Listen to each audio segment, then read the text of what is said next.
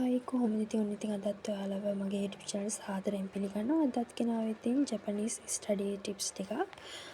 අපි බලමු Japanese කොහොමද හරි විදිහට ඉගෙන ගන්න කියලා. ඉතින් මේක beginner කෙනෙක්ට වැදගත් වෙයි කියලා හිතනවා.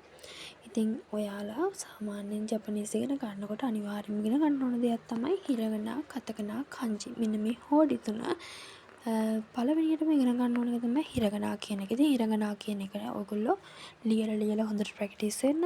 ඔයගොල්ලෝ ඉතින් ඔයගොල්ලන්ට පුළුවන් කොළවල හොඳට ලියලා මේක ප්‍රැක්ටිස් වෙන්න.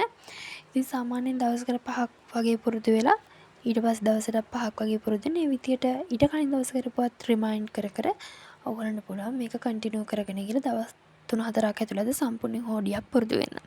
ඉතින් මේ විදිහට පුරුදු වුණාට පස්සේ ඔයගොල්ලෝ හිරගනා හෝඩියට අදාළ වචන ටිකක් හොයාගන්න ඉන්ටර්නෙට් එකේ, කතකනා වලට අදාළ වචන ටිකක් හොයාගන්න. මේ විදිහට ඊට පස්සේ ප්‍රැක්ටිස් කරන්න.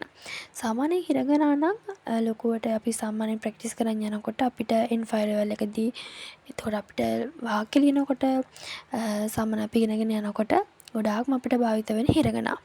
එතකොට හිරගනා හෝඩිය අපිට ඉබේම පුරුදු වෙනවා.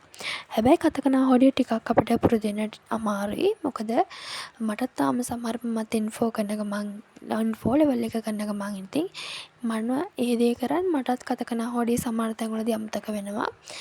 ඉතින් ඒ අපිට භාවිත වෙන තාත් වෙලාවම අඩු නිසා. ඉතින් හිරගනා වලට වැඩිය අඩුයි.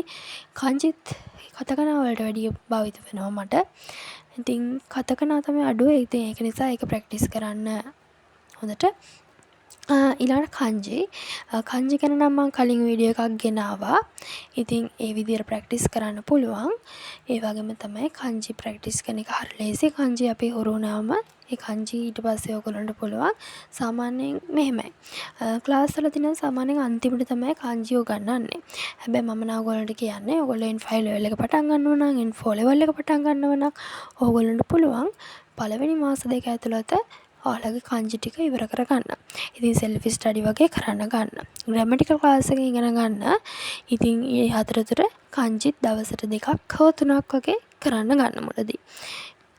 ඕන තරම් ඉන්ටර්නෙට් එකේ තියෙනවා kanji PDF තියෙනවා, නැත්නම් YouTube එකෙන් අපිට හොයාගන්න පුළුවන්.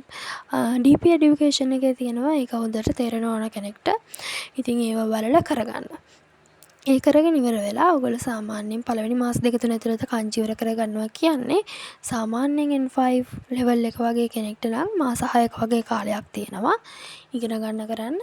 ඉතින් ඒ මාස 6ක කාලය තුළදී පළවෙනි මාස දෙක තුනදී ඔයගොල්ලෝ kanji පුරුදු වෙනවා කියන්නේ ඊටු මාස ටිකේදී ඔයගොල්ලෝ භාවිතා කරන වාක්‍යවලදී වගේම සාමාන්‍යයෙන් ලියන ඡේදවලදී ඔයගොල්ලන්ට මේ kanji පුරුදු වෙන්න පුළුවන්. ඒතකොට ඒ දේවලදී ඔයගොල්ලෝ ඒවා අදාළ කරගෙන අවශ්‍ය වචනවලදී ඒවා භාවිතා කරන්න.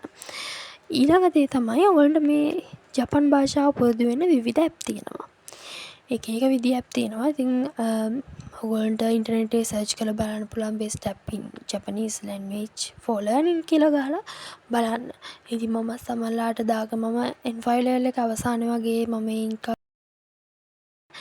ඒ දේවල් පුරුදු වුණා. ඉතින් දැන් නම් ඒ ඇප් එක මං ගාව නැහැ. ඉතින් ඒ විදිහට ඔයගොල්ලන්ට එක්සෑම් ලඟ වෙනකොට මාසෙ දෙකක් වගේ මේක පුරුදු වෙන්න පුළුවන්. ඒ වගේම තමයි පුළුවන් තරම් ඔයගොල්ලෝ පේපර්ස් කරන්න. තමන් ඉගෙනගෙන ඉවරයි කියලා කියන්නේ N5 level එක ඉවර වෙලාම ගන්නලා ග්‍රැමටික් ඉවරුනෙන් පස්සෙම කරනවා කියලා බලන් ඉන්න එපා. ඔයගොල්ලෝ සාමාන්‍යයෙන් kanji ඉගෙන ගන්නව නම් නැත්නම් ඔයගොල්ලෝ listening පුරුදු වෙනව නම් පේපර්ස් අරගන්න. පේපර්ස් අරගෙන ඉවරලා ඒ දේවල් මේ කරගන්න. අපිට ඊළඟට තියෙන දේ තමයි මේ listening සහ අපිට කතා කරන විදි. listening ටික නම් අපි හොඳට මේ YouTube එකේ ඕන තරම් listening records තියෙනවා. ඒ දේවල් බලලා ඒ පේපර් වලට අපිට උත්තර දෙන්න පුළුවන්. ඉතින් ඔයගොල්ලෝ දන්නවා දැනටම දන්නවා ඇති. ඉතින් මේ විදිහට හොඳට ඒ දේවල් බලන්න මමත් පුරුදුනේ YouTube එකෙන් බලලා තමයි මමත් ගොඩක් වෙලාවට ඔය listening පැත්ත නම් හුරු කරගත්තේ කනට. ඉතින් එහෙම කොයි වෙලේ දවසට එක ගානේ හරි බලනවා නම් Tamanට ඉබේම ජපන් කියන එක තමන්ගේ ඔළුවේ කැරකෙනවා කොයි වෙලේ. ඇනිමේ බලන්න. එතකොට තව ජැපනීස් ඔයගොල්ලන්ට ටෙලිඩ්‍රාමාස් බලන්න පුළුවන්. ඒ විවිධ එතකොට ෆිල්ම් බලන්න පුළුවන්. ඒව බලුවන් පස්සේ තමන්ගේ ජැපනීස් එක්කම තමන්ගේ දෛනික ජීවිතේ පොඩ්ඩක් ගත කරනකොට ඉබේම ජපන් කියන දේ තමන්ට හුරු වෙනවා. ඒ වගේම තමයි අපිට ඕන කෙනෙක්ට ලංකාවේ සිද්ධි අපි ඉගෙන ගන්නකොට අපිට එච්චරටම ජපන් කතා කරන්න හැකියාව බැහැ. මොකද අපිට ජපානයේ ඉන්න මිනිස්සුත් එක්ක කතා කරන්න ලැබෙන්නේ නැහැනේ. ඉතින් ඒක නිසා තමන් තනියෙන් කතා කරන්න පුරුදු වෙන්න පොඩ්ඩක්. තනියෙන් කතා කරන්න පුරුදු වෙන වගේම තමයි ඕන තරම් ඇප් තියෙනවා අපිට ඒ කතා කරන විදිය උහුරු වෙන්නත් ඇප් තියෙනවා. ඒ අය මගෙන් කතා කරන්න පුරුදු වෙන්නත් පුළුවන් අපිට. ඉතින් මෙන්න මේ වගේ ක්‍රම පාවිච්චි කරලා ඕගොල්ලන්ට කතා කිරීම වගේම හැමදේම පුරුදු වෙන්න පුළුවන්. ඒ වගේම තමයි Facebook ඒ වගේ දේවල් පාවිච්චි කරන කෙනෙක් නම් ඔය ඕන තරම් තියෙනවා ජපානයේ කට්ටියම මේ දේවල් පාවිච්චි කරන විදිය දාලා තියෙනවා. ඒ වගේම තමයි ඒගොල්ලෝ කතා කරන දිහා හොඳට බලන්න ඒගොල්ලෝගේ ඒ කට හැසිරෙන විදිහ කියන්නේ කතා කරනකොට කට කොහොමද ඒගොල්ලෝ මේ කරන්නේ? අර ඒගොල්ලෝ අවසානයේ කැමති දේවල් ප්‍රකාශ කරන කැමති දේවල් ප්‍රකාශ කරන ඒ වගේ දේවල් වලදී හොඳටම බලන්න. ඉතින් ඒ වගේම තමයි වචන පුරුදු වෙනකොට සාමාන්‍යයෙන් ඕගොල්ලන්ට පුළුවන් ඕගොල්ලෝ මොකක් හරි වැඩක් කරන අතරතුරේ දවසට වචන 20 වගේ කටේ තියාගෙන කොලේ කඩ ලියාගෙන කොයි වෙලේ පාඩම් කරන්න බලන්න. එතකොට මොන හරි වැඩක් කරනද කී එක කටින් මුණ හරි එතකොට ඒ දවස් ඇතුළත ඒක පාඩම් වෙනවා. ඉතින් ඔන්න ඔය විදිහට කරන්න.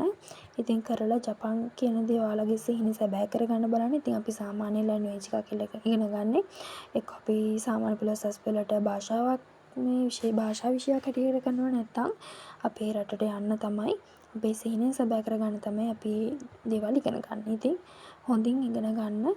හොඳින් කියන්නේ තමන්ගේ සිහිනය ජය ගන්නම බලාගෙන මේ දේවල් කරගන්න. ඉතින් තමන් ඔයාලට පුළුවන් මේ දේවල් කරන්න.